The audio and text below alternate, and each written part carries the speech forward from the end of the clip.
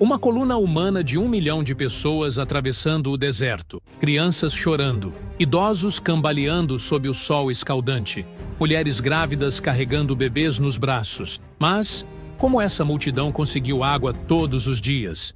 Comida para 1 milhão de bocas? E por que Deus condenou toda uma geração a morrer caminhando? O que aconteceu nesses 40 anos no deserto vai muito além do que você imagina, e algumas verdades vão te chocar. 600 mil homens a pé, fora mulheres e crianças. Êxodo 12:37 não está falando de uma família fugindo no meio da noite. Estamos falando de mais de 1 milhão de pessoas saindo do Egito de uma só vez. Uma nação inteira em movimento. Para você ter ideia da dimensão, se essa multidão caminhasse em fila indiana, a fila teria mais de 300 quilômetros de comprimento. Quando os primeiros chegassem ao destino, os últimos ainda estariam saindo do Egito, mas não eram só israelitas. Êxodo 12:38 menciona uma grande mistura de gente que saiu junto. Egípcios, núbio, líbio, estrangeiros que decidiram seguir o Deus de Israel depois de verem as 10 pragas. Imagina a confusão de idiomas, culturas e costumes diferentes tentando sobreviver juntos no deserto. Como organizar essa massa humana? Moisés não inventou nada. Deus mesmo deu as instruções em Números 2. Cada tribo tinha sua posição específica ao redor do tabernáculo. Judá, Issacar e Zebulon acampavam ao leste. Rúben, Simeão e Gade ao sul. E por aí vai. Cada tribo marchava com sua própria bandeira. Números 2:2 fala de bandeiras conforme as insígnias. Não eram trapos sujos, tremulando no vento. Eram símbolos organizados, cores específicas, uma logística militar impressionante para a época. Quando chegava a hora de levantar acampamento, a coisa funcionava como um relógio. Primeiro, os levitas desmontavam o tabernáculo. Depois, as tribos do leste se moviam. Em seguida, as do sul carregando os objetos sagrados. As do oeste e do norte fechavam a retaguarda. Uma operação dessas hoje exigiria helicópteros, GPS, comunicação via rádio. Eles faziam isso apenas com sinais de trombeta e fumaça durante o dia, fogo durante a noite. Mas aqui vem o detalhe que ninguém conta. Essa organização não aconteceu do dia para a noite. Demorou tempo, erros, mortes. Muita gente não aguentou a pressão e morreu pelo caminho antes mesmo de chegarem ao Sinai. E isso era só o começo. Porque sobreviver no deserto com 1 milhão de pessoas não é questão de organização, é questão de milagre diário. E esses milagres estavam apenas começando. 1 milhão de pessoas precisam de água, todo dia. Você já pensou nisso? Um adulto precisa de pelo menos 2 litros de água por dia, só para não morrer. Multiplica por 1 milhão. São 2 milhões de litros diários, no deserto do Sinai, onde não chove quase nada e os poços são raros. 3 dias depois de cruzarem o Mar Vermelho, a água acabou. O povo estava desesperado. Êxodo 15:22 diz que encontraram água em Mara, mas era amarga, intragável. As pessoas murmuraram contra Moisés. O que havemos de beber? Aí aconteceu o primeiro milagre da água. Deus mostrou uma árvore para Moisés. Ele jogou a madeira na água e ela ficou doce. Simples assim. Uma árvore transformou águas tóxicas em água potável para 1 milhão de pessoas. Mas o milagre maior veio depois, em Refidim. Êxodo 17:6 conta que Moisés bateu numa rocha com a vara e jorrou água. Não foi um fiozinho d'água. Foi o suficiente para matar a sede de toda aquela multidão. Paulo, em 1 Coríntios 10:4, fala que essa rocha os acompanhou durante toda a jornada. 40 anos de água fresca jorrando no meio do deserto. Agora vamos falar de comida. Êxodo 16:4 registra a promessa de Deus. Eis que vos farei chover pão dos céus. E choveu literalmente. Todas as manhãs, menos no sábado, o chão estava coberto por uma substância fina, parecida com geada. O maná tinha gosto de bolo de mel, segundo Êxodo 16:31. Números 11:8 dá mais detalhes. O povo moía em moinhos, pisava em pilões, cozia em panelas e fazia bolos. O sabor lembrava azeite fresco. Cada pessoa podia coletar um gomer por dia, cerca de 2,2 litros. Nada de estocar. Se guardassem para o dia seguinte, apodrecia e criava bicho. Só no sexta-feira, a regra mudava. Êxodo 16:22 conta que nesse dia eles colhiam dobrado. 2 gômeres por pessoa, e o maná do cesta durava até o sábado sem estragar. Era o sistema de racionamento mais eficiente da história. Mas às vezes o povo enjoava. Números 11:4 registra que eles reclamaram: quem nos dará carne a comer? Saudades da comida do Egito, peixes, pepinos, melões, alhos porós, cebolas, alho. A resposta de Deus foi dramática. Ele enviou codornizes, não algumas codornizes. Números 11:31 diz que o vento trouxe codornizes do mar, e elas caíram ao redor do acampamento, numa altura de 2 côvados, quase 1 metro de altura de aves cobrindo o chão. O povo saiu catando codornizes por um dia e uma noite inteiro. Quem ajuntou menos, pegou 10 homens, cerca de 22 litros de carne. Alguns ajuntaram muito mais, mas, enquanto ainda mastigavam a carne, Deus enviou uma praga que matou os gananciosos. Era água, pão e carne de graça no deserto, mas tinha regras. E quem desrespeitava as regras, morria. Porque no deserto não havia espaço para rebeldes.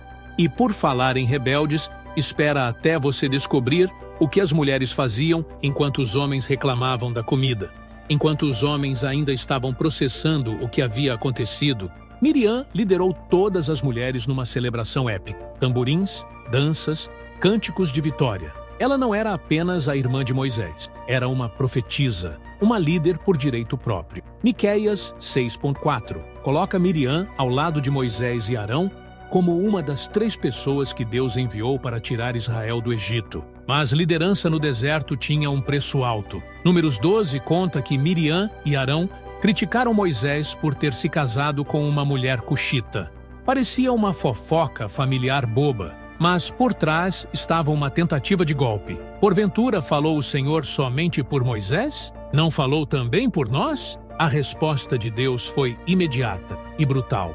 Miriam ficou leprosa na hora, branca como neve. Arão, que também criticou, não foi tocado. Apenas ela. Moisés intercedeu por sua irmã, mas Deus disse que ela ficaria de fora do acampamento por 7 dias. Uma humilhação pública devastadora. O mais impressionante? Números 12:15 diz que todo o povo esperou. Mais de 1 milhão de pessoas pararam a jornada por causa de uma mulher. Isso mostra o respeito e a influência que Miriam tinha. Décadas depois, outras mulheres fariam história no deserto. As 5 filhas de Zelofeade, Maalá, Noa, Hogla, Milca e Tirza. Números 27:1 conta que elas se apresentaram diante de Moisés, do sacerdote Eleazar, dos príncipes e de toda a congregação. O caso delas era simples. O pai morreu no deserto sem deixar filhos homens. Pela lei da época, a herança se perderia. Mas elas argumentaram: por que se tiraria o nome de nosso pai do meio de sua família, por não ter tido filhos? Dá-nos possessão entre os irmãos de nosso pai. Era uma revolução jurídica. Mulheres reivindicando direitos de herança numa sociedade patriarcal. Moisés não sabia o que fazer e consultou a Deus. A resposta veio em Números 27:7. As filhas de Zelofeade falam justamente: certamente lhes darás possessão de herança entre os irmãos de seu pai. Elas ganharam. E mais, Deus criou uma nova lei para casos similares no futuro. Mas a vida das mulheres no deserto não era só liderança e conquistas legais. Era também sobrevivência prática. Êxodo 16:16 mostra que cada um deveria coletar maná, conforme o que cada um pode comer. As mulheres organizavam a coleta para suas famílias, moíam o maná, cozinhavam, cuidavam dos filhos. E quando nasciam bebês no deserto, como faziam partos sem hospitais, sem anestesia, sem estrutura médica?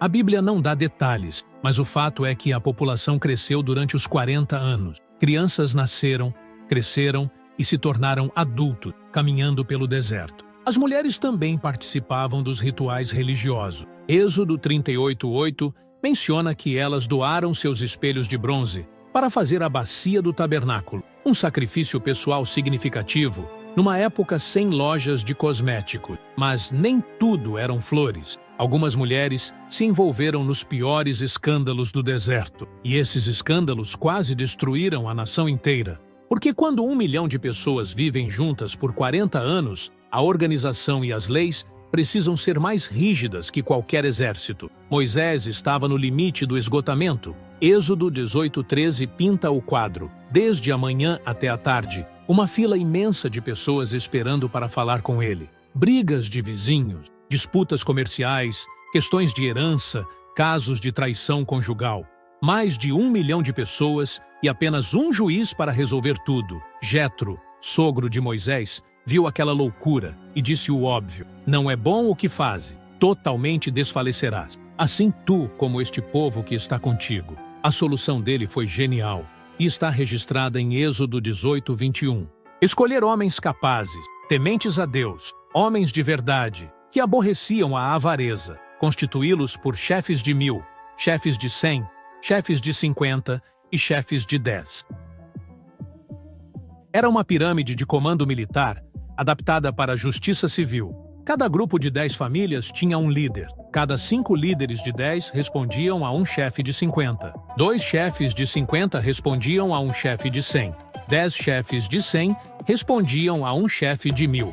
Casos simples eram resolvidos nos níveis mais baixos. Disputas complexas subiam na hierarquia. Apenas os casos impossíveis chegavam até Moisés. Um sistema que funcionou por 40 anos no deserto e influenciou sistemas jurídicos até hoje. Mas quem eram esses juízes? Deuteronômio 1:15 diz que Moisés escolheu homens sábios e entendidos. Não eram políticos eleitos ou nobres hereditários. Eram pessoas reconhecidas pela comunidade como justas e capazes. A organização militar seguia a mesma estrutura. Números 31:14 menciona capitães de milhares e capitães de centenas. Quando Israel precisava ir à guerra, os chefes civis viravam comandantes militares automaticamente. Era um exército-nação em movimento constante.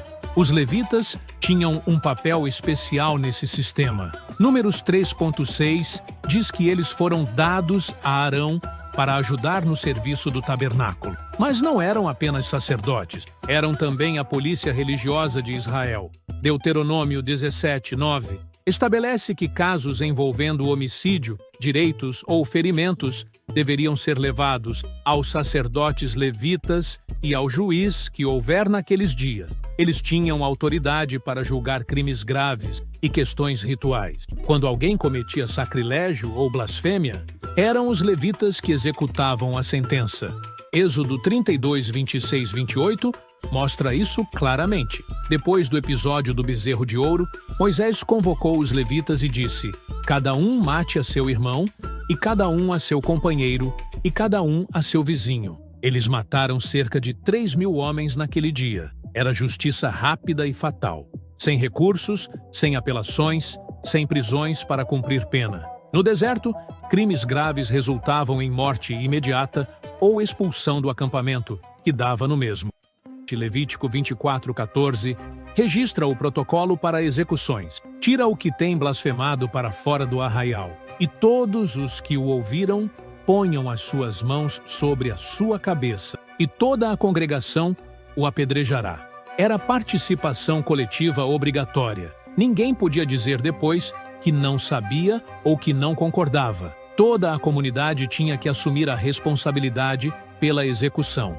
Mas alguns crimes eram tão graves que nem apedrejamento bastava. E as punições que viriam a seguir fariam até os levitas tremerem de medo. Se você acredita que Deus ainda governa com justiça hoje, comente: a justiça do Senhor é perfeita. A terra se abriu e engoliu 250 homens vivos. Números 16 registra a rebelião mais assustadora dos 40 anos no deserto. Coré, levita da família de Coate, se juntou com Datã e Abirã, da tribo de Ruben, para desafiar a autoridade de Moisés e Arão. Não era uma briguinha política, era uma tentativa de golpe religioso. Coré reuniu 250 príncipes da congregação, homens de renome, e disse: basta, toda a congregação é santa, e o Senhor está no meio dela. Por que vos elevais sobre a congregação do Senhor?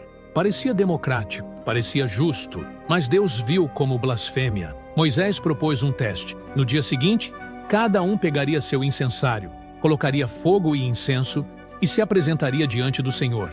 Quem Deus escolhesse seria o santo. Na manhã seguinte, aconteceu o impensável. Números 16, 31, 32 descreve a cena. A terra que estava debaixo deles se fendeu, e a terra abriu a sua boca e os tragou com as suas casas, como também a todos os homens que pertenciam a Coré, e a todos os seus bens, vivos. Desceram vivos ao sepulcro, Datã, Abirã, suas esposas, filhos pequenos, bebês, toda a família. A terra se fechou sobre eles e desapareceram para sempre. Mas a punição não parou aí. Os 250 homens que ofereceram incenso foram queimados vivos por fogo que saiu da presença do Senhor.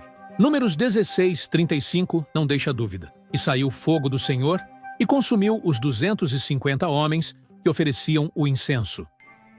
No dia seguinte, o povo teve a audácia de reclamar: vós matastes o povo do Senhor. A resposta de Deus foi uma praga que matou mais 14.700 pessoas. Só parou quando Arão correu pelo meio do acampamento com incenso, fazendo expiação entre os vivos e os mortos. Mas nem toda a punição era tão dramática. Números 15, 32 e 36 conta o caso do homem que ajuntou lenha no sábado. Parece crime menor, certo? Errado. Eles o trouxeram diante de Moisés, Arão e toda a congregação. Ficaram na dúvida sobre qual deveria ser a punição. Deus respondeu: certamente morrerá o tal homem. Toda a congregação o apedrejará fora do arraial. A primeira execução por violação do sábado. Toda a congregação teve que participar. Cada pessoa jogou uma pedra. Não era crueldade, era lei divina sendo estabelecida. O crime mais vergonhoso aconteceu em Sitim. Números 25.1 registra que o povo começou a prostituir-se com as filhas de Moabe. Não era apenas sexo ilícito. As mulheres moabitas convidavam os israelitas para os sacrifícios dos seus deuses. Um israelita teve a ousadia de trazer uma midianita para dentro do acampamento diante dos olhos de Moisés e de toda a congregação. Fineias, neto de Arão, não hesitou. Números 25.7-8 conta que ele tomou uma lança na sua mão e foi após o homem israelita até a tenda e os atravessou a ambos. A praga que havia começado por causa da imoralidade parou imediatamente, mas já tinha matado 24.000 pessoas. Havia também as serpentes ardentes de Números 21. O povo murmurou contra Deus e contra Moisés: por que nos fizeste subir do Egito para que morrêssemos neste deserto? Deus enviou serpentes venenosas que mordiam e matavam. A solução foi estranha. Moisés fez uma serpente de bronze e a pôs numa haste. Quem fosse mordido e olhasse para a serpente de bronze, vivia. 40 anos de rebeliões, punições e morte. Mas havia um propósito por trás de tanta severidade. E esse propósito estava prestes a se revelar na transformação mais radical da história. Todos os adultos tinham que morrer no deserto. Números 14 e 29 registra a sentença mais dura da Bíblia. Neste deserto cairão os vossos cadáveres. Sim, todos os que de vós foram contados segundo toda a vossa conta, de 20 anos para cima, os que dentre vós murmurastes contra mim. Era uma condenação coletiva. Não importava se você era bom ou ruim, fiel ou rebelde. Se tinha mais de 20 anos quando saiu do Egito, você morreria caminhando pelo deserto. Apenas Josué e Calebe foram poupados. Por quê? Porque uma geração inteira de escravos não podia conquistar a terra prometida. Números 13:33 mostra a mentalidade derrotista. Quando os espias voltaram de Canaã, disseram: também vimos ali gigantes, e éramos aos nossos olhos como gafanhotos. Eles tinham visto Deus abrir o Mar Vermelho. Tinham comido maná por meses. Tinham bebido água que jorrava da rocha. Mas, na hora de confiar em Deus para a conquista, escolheram o medo. Deuteronômio 2, 14 e 16 resume o resultado. E os dias que caminhamos de Cádiz Barneia até passarmos o ribeiro de Zered foram 38 anos, até que toda a geração dos homens de guerra se consumiu do meio do arraial, como o Senhor lhes tinha jurado. 38 anos para uma geração inteira morrer. Números 65 confirma que no final da jornada, entre estes, nenhum houve dos que foram contados por Moisés e Arão, o sacerdote, quando contaram os filhos de Israel no deserto do Sinai. Era um cemitério ambulante. A cada ano que passava, mais sepulturas ficavam para trás no deserto. Pais morriam vendo os filhos crescer. Avós morriam sem conhecer os netos que nasceriam em Canaã. Mas algo extraordinário aconteceu durante esses 40 anos. A nova geração que cresceu no deserto era completamente diferente. Eles nunca tinham sido escravos. Nunca tinham se curvado diante de capatazes egípcios. Conheciam apenas a liberdade, a lei de Deus e a disciplina militar. Quando chegou a hora de conquistar Canaã, essa nova geração estava pronta. Josué 1:16 registra a resposta deles quando Josué assumiu a liderança. Tudo quanto nos ordenaste faremos, e aonde quer que nos enviares, iremos. A transformação foi completa. Escravos medrosos viraram guerreiros corajosos. Uma multidão desorganizada virou uma máquina militar eficiente. 40 anos de disciplina no deserto tinham forjado uma nação conquistadora. Os últimos líderes da geração antiga morreram no final da jornada. Números 21 registra a morte de Miriam em Cádiz. Números 20 e 28 conta que Arão morreu no Monte Hor aos 123 anos. Deuteronômio 34:7 diz que Moisés morreu aos 120 anos e os seus olhos nunca se escureceram nem perdeu o seu vigor. Moisés viu a terra prometida do Monte Nebo, mas não pôde entrar. Sua missão era livrar Israel do Egito e transformá-los numa nação. Missão cumprida. Deuteronômio 34:10. Encerra a história com uma declaração impressionante. E nunca mais se levantou em Israel profeta algum, como Moisés, a quem o Senhor conhecera face a face.